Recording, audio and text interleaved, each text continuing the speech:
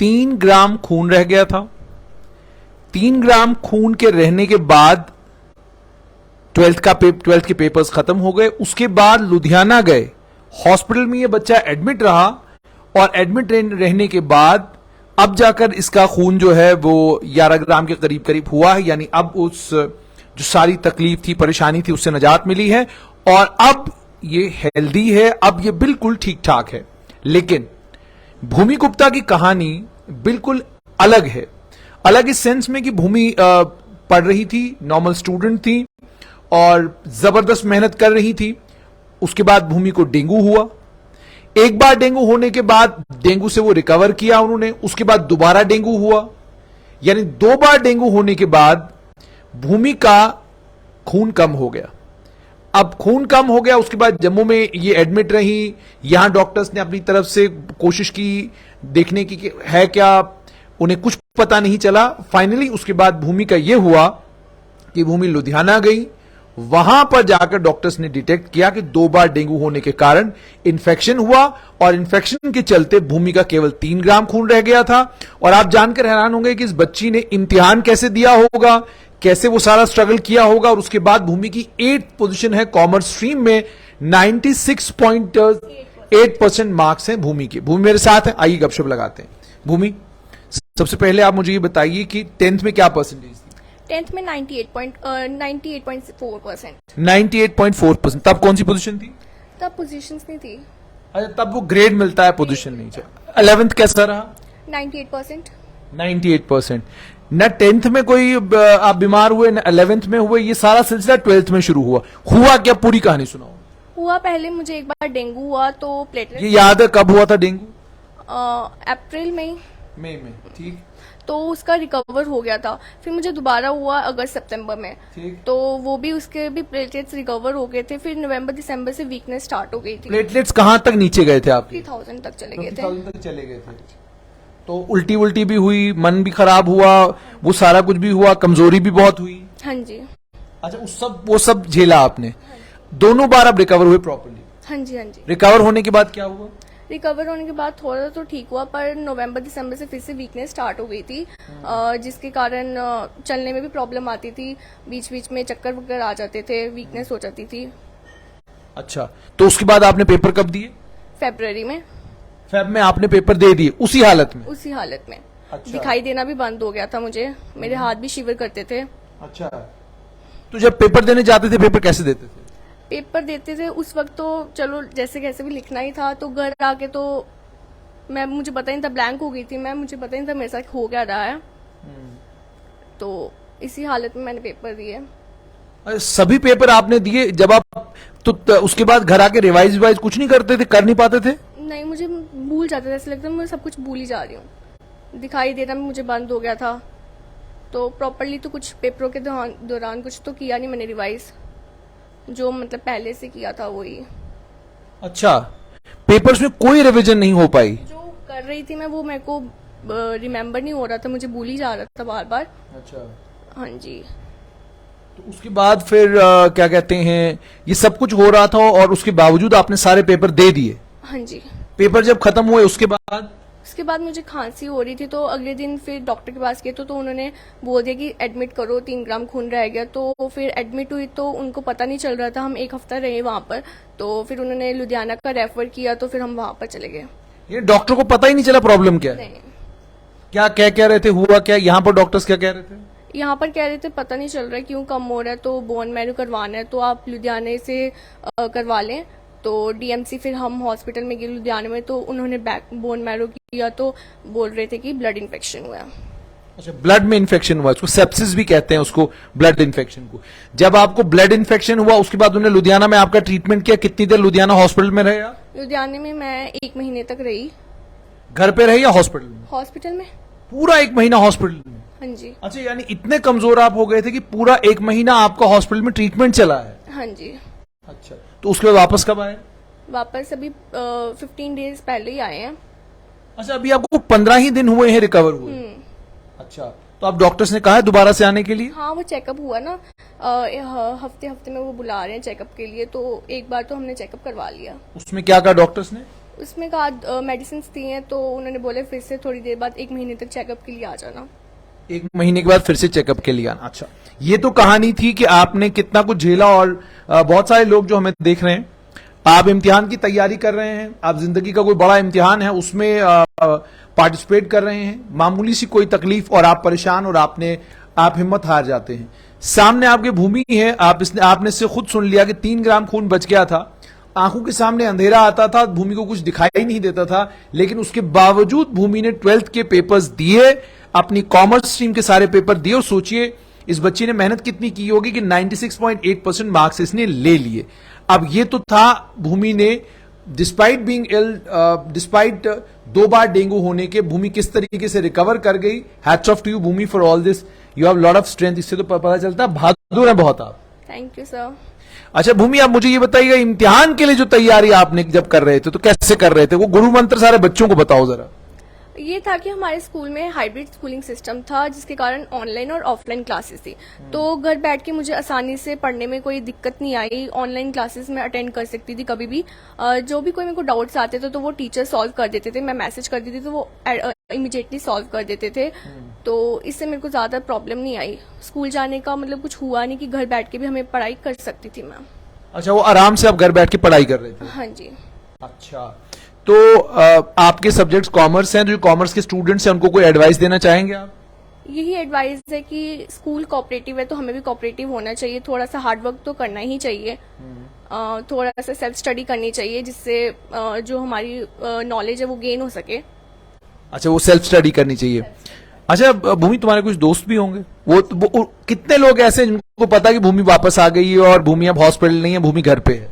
मेरे सभी क्लासमेट्स को पता है, मेरे सभी फ्रेंड्स को पता है। अपडेट रखते थे आप उनको? हाँ जी। कैसे? उनका फोन आता था ना, उनको कॉल आता, तो उनको पता था मेरी तबीयत ठीक नहीं है, तो वो कॉल करते थे। अच्छा, हॉस्पिटल में आपको लगातार दोस्तों के कॉल आते थे? हाँ, मम्मा को। अच्छा, तो पूछते रहते थे वो आपकी मम्मा से क्या हाल है भूमि का? हाँ जी। कोई सबसे खास तो जिसने बहुत ज्यादा ख्याल रखा हो आपका, लगातार फोन किया हो, लगातार आपके बारे में पूछा हो? मेरे बेस्ट फ्रेंड तो नहीं है, फ्रेंड्स हैं, तो इतना तो कुछ है नहीं। इतना कुछ है नहीं, खास तो नहीं, कोई सहेली कोई उसे करने ज्यादा नहीं है? नहीं, ओके चक्कर। ऐसे ही मेरी मम्मा ही मेरी बेस्ट फ्रेंड है। आपकी मम्मा आपकी बेस्ट फ्रेंड है? अच्छा, घर में जब आप तैयारी कर रहे थे and you going through this disease, बीमार भी थे आप और सब कुछ था, हु वाज द वन जो आपको इंस्पायर कर रहा था लगातार? मेरी मदर, उन्होंने मुझे खूब मोटिवेट किया और खूब सपोर्ट किया। अच्छा, हर वक्त आपके साथ रहे? हाँ जी। What about your dad and brother? मेरे ब्रदर ने भी काफी सपोर्ट किया, क्योंकि उनका भी कॉमर्स रहा, तो उनका तो सपोर्ट हमेशा से ही था। वो मेरे को हर वक्त गाइड करते थे, फोकस रहने के लिए बोलते थे। अच्छा, और मम्मी? मम्मी भी सपोर्ट करती थी, मम्मी भी मोटिवेट करती थी। कोई खास बात जो आज याद आ रही हो कि यार ये मम्मी ने किया? मम्मी ने कहा मार्क्स का तो कुछ नहीं है, अगर पास होगी वो बड़ी बात है, तो इस हालत में पेपर दे रही है वो बड़ी बात है। अच्छा, जब आप पेपर दे चुके उसके बाद आपको लगता था कि 96.8% आएंगे? इतनी तो होप नहीं थी, क्योंकि मेरी हालत कुछ ठीक नहीं थी। तो उम्मीद तो थी स्टार्टिंग में कि मैं मेहनत करूंगी और आएंगे मार्क्स। तो उस पेपर के दौरान थोड़ी हालत खराब हो गई, तो जैसे पेपर दिए तो उस तरह लगता तो था 95 अबव ही आएंगे, लग रहा था। मतलब अगर आपको मैं कहूँ कुछ याद है आपको कि आपने पेपरों में क्या लिखा है? Can you just recollect what you have written? वो मुझे याद नहीं था, मैं लिखती क्या थी वो मुझे कुछ समझ नहीं आ रहा था। सिर्फ क्वेश्चन देखा, आंसर लिखा? आंसर लिखा, क्योंकि उस वक्त मेरी कंडीशन तो ठीक तो थी नहीं, दिखाई भी नहीं दे रहा था मुझे, तो मुझे समझ नहीं आया मैं क्या लिख रही हूँ।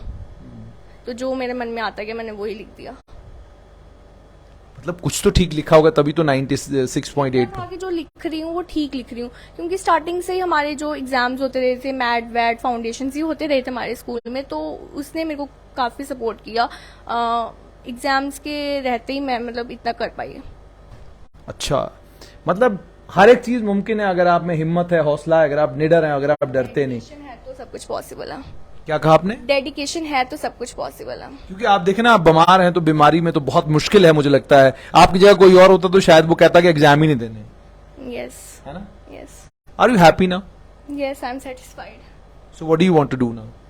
आई want to become if chartered accountant और in banking sector. So you want to go to banking sector में? क्यों? ऐसे नहीं, मतलब मूड आ गया बैंकिंग सेक्टर में चले जाते हैं, सिविल सर्विसेज नहीं करनी?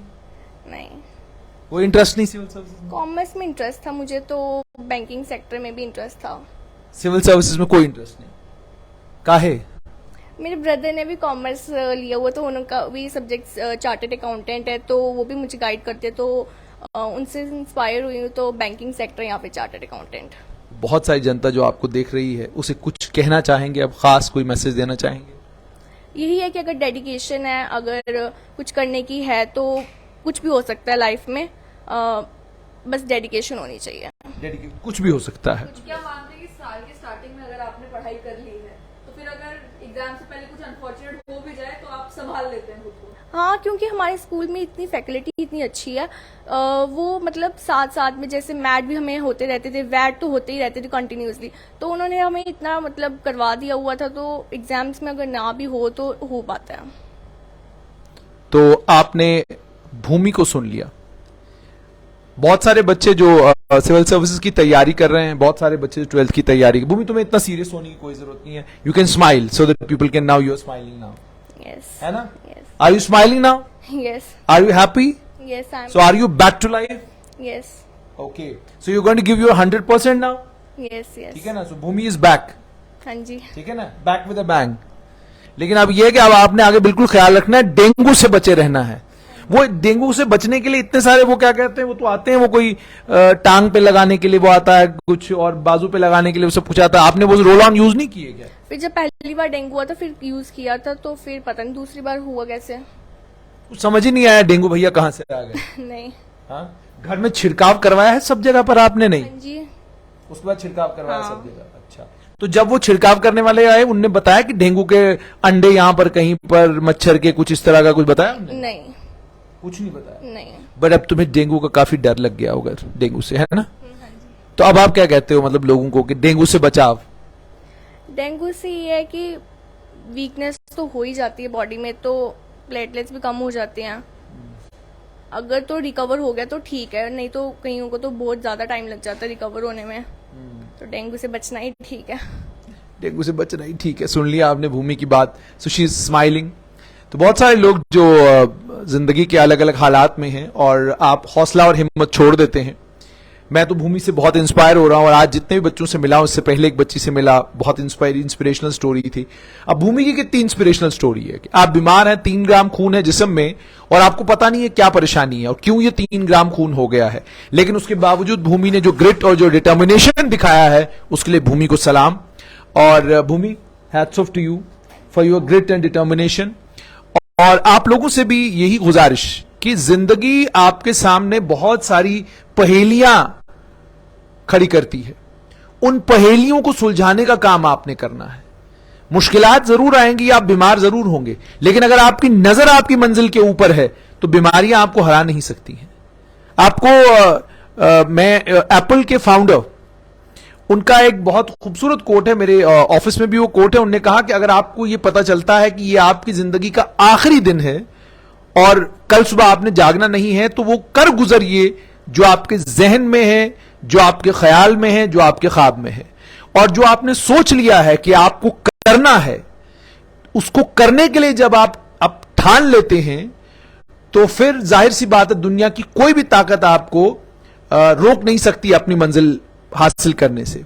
बहुत सारे लोग जो बीच में हौसला हार जाते हैं, उनकी एक्चुअली डिटर्मिनेशन नहीं होती, हालात उनके लिए भी बनते हैं, लेकिन वो हालात से घबरा कर जब बैठ जाते हैं तो जिंदगी वहीं पे आपका साथ छोड़ देती है।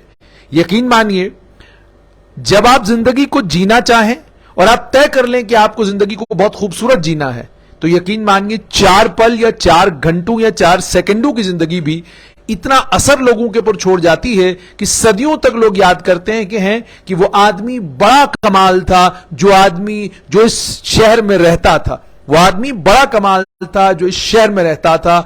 एक सांस और तमाम किस्सा खत्म। तो मामला यही है कि एक सांस आई तो जिंदगी चल रही है, नहीं आई तो तमाम शुद्ध किस्सा खत्म।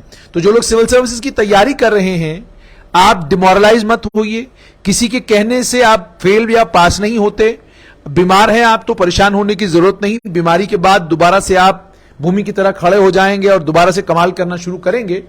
तो भूमि की कहानी से सबक यही मिलता है कि हिम्मत और हौसले से काम लीजिए तो आप वो सब कुछ कर सकते हैं जो अदरवाइज असंभव लगता है। तो Bhumi, once again congratulations to you, ठीक है, best of luck for your future, और ऐसे ही कुछ और बच्चों से आपकी मुलाकात करवाएंगे।